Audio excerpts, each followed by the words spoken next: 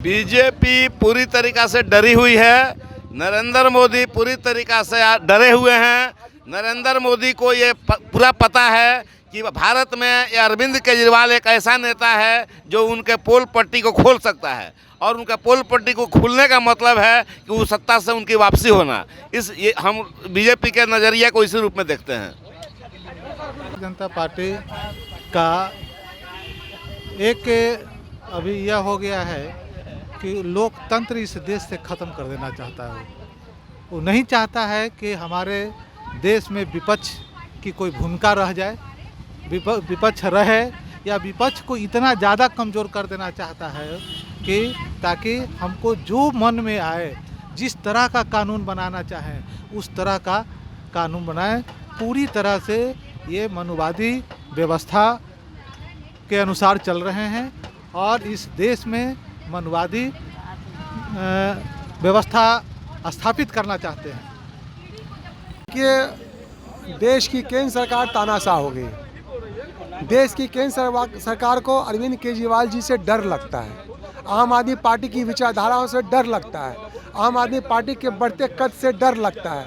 आम आदमी पार्टी जिस तरह से दिल्ली से पंजाब, पंजाब से गुजरात, गोवा, हरियाणा, छत्तीसगढ़, बिहार, यूपी, जिस तरह से पूरे देश में फैल गई है, सबसे कम समय में जितने विधायक और जितने सांसद लेके आज हम इतने कम वर्षों में जो हम चल रहे हैं, इससे इनको बौखलाहट है। इनको डर लगता है कि हमारी जो काम की राजनीति है, ये इनकी जाति की राजनीति है, हिंदू मुसलमान की राजनीति है। इस राजनीति के समक्ष जो नया मॉडल राजनीति का हमने पेश किया है, काम की राजनीति का मॉडल किया है, सुविधा की राजनीति का मॉडल पेश किया है, स्वास्थ्य, शिक्षा, बिजली, पानी की राजनीति का मॉडल पेश किया है। हम जो भी चुनाव आज देश में लड़ रहे हैं, आप देखते होंगे कई पार्टियां हैं, मैं किन्हीं पर आरोप नहीं लगाता। कोई जाति आधारित राजनीति करती है, कोई धर्म राजनीति आधारित करती है, कोई अगड़ा पिछड़ा की राजनीति करती है। आम आदमी पार्टी जब से आई तो वो मुद्दे की राजनीति करती है। शिक्षा, स्वास्थ्य को मुद्दा बनाकर हम राजनीति करते हैं, बिजली पानी को मुद्दा बनाकर हम राजनीति करते हैं, जनता को सुविधा देने की बात करते हैं, आम आदमी को सुविधा देने की बात करते हैं। एक नई प्रकार की राजनीति है, इससे इनको डर लगता है और इस डर से ये हमारे नेताओं पर झूठा मुकदमा करके, गलत गवाह खड़ा करके, बिना सबूत के मुकदमा कॉग्निजेंस करवा के उनको जेल में बंद कर रहे हैं। लेकिन जिस रफ्तार से इन्होंने बंद किया है, हमारे दिल्ली के कम से कम 55 विधायक पर सैकड़ों बार छापे मारे होंगे इन लोगों ने। मनीष सिसोदिया जी के घर पर, केजरीवाल जी के घर पर, मतलब कि जब से आज तक फूटी कौड़ी नहीं मिला है और सब रिहा हुए हैं, बरी हुए हैं। अब संजय सिंह को आपने देखा, सुप्रीम कोर्ट ने फटकार लगा के कहा कि इनको बेल दो। क्यों बंद करके रखा है तुमने? तुम्हारे पास कुछ नहीं है तो तुम्हारा केस कमज़ोर है, बेल दो, नहीं तो आज बहस करो, आज बहस करो, फाइनल बहस करो। डर के मारे मुंह बंद कर लिया इन्होंने। अरविंद केजरीवाल पाक साहब है, न जाने की क्या जरूरत है आज। हाँ ठीक है, जो आरोप है, जो फर्जी शराब घोटाला है, इस घोटाले का 1 रुपया क्या आम आदमी पार्टी के खाते में मिला है? क्या कैश में 1 रुपया इनका अरविंद केजरीवाल जी के घर पे मिला, मनीष जी के घर पे मिला, हमारे मंत्रियों के घर पे मिला, हमारे किसी कार्यकर्ता के घर पे मिला? फूटी कौड़ी का भी सबूत इनके पास नहीं है। ये सब मनगढ़ंत शराब घोटाला है। शराब घोटाला का पैसा कहाँ है? शराब कांड का पैसा कहाँ है? एक वानगी मैं दूंगा, उदाहरण तो दर्जनों है। एक देता हूँ, शरद चंद्र जैन, जिसको सरकारी गवाह इन्होंने बनाया अरविंद केजरीवाल जी को गिरफ्तार करने के लिए, और अरविंद केजरीवाल को गिरफ्तार भी किया।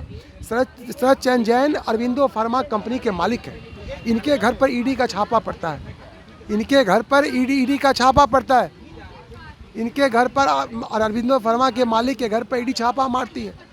छापा मारने के बाद 3 महीने के अंदर इनसे 55 करोड़ रुपया इलेक्ट्रल बॉन्ड के माध्यम से भारतीय जनता पार्टी के खाते में लेती है।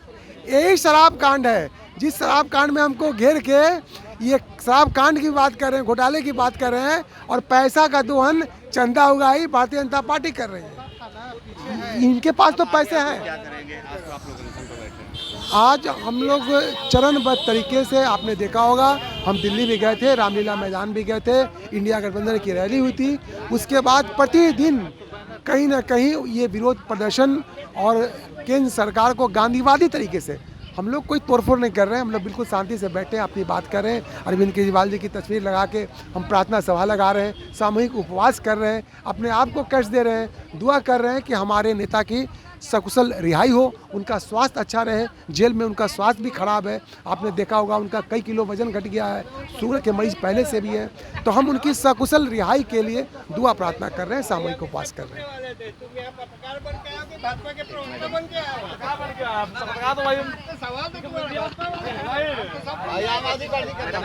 कार्रवाई को कैसे देखते हैं? लगातार विपक्षी पर हमलावर है।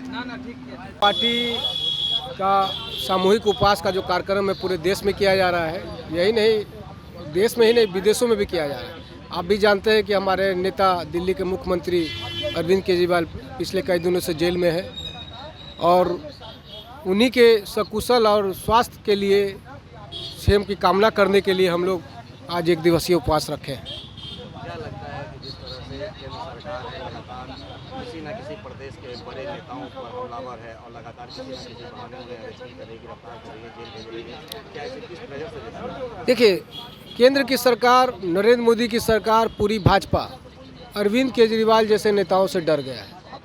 उनकी बेचैनी इतनी बढ़ गई है कि इस चुनाव के माहौल में आचार संहिता लगने के बावजूद उसने सीबीआई, ईडी जैसे स्वतंत्र संस्थाओं के साथ, संवैधानिक संस्थाओं के साथ गठबंधन कर लिया है और वो उस पर दबाव बनाकर विपक्ष के नेताओं को जेल भिजवा रही है।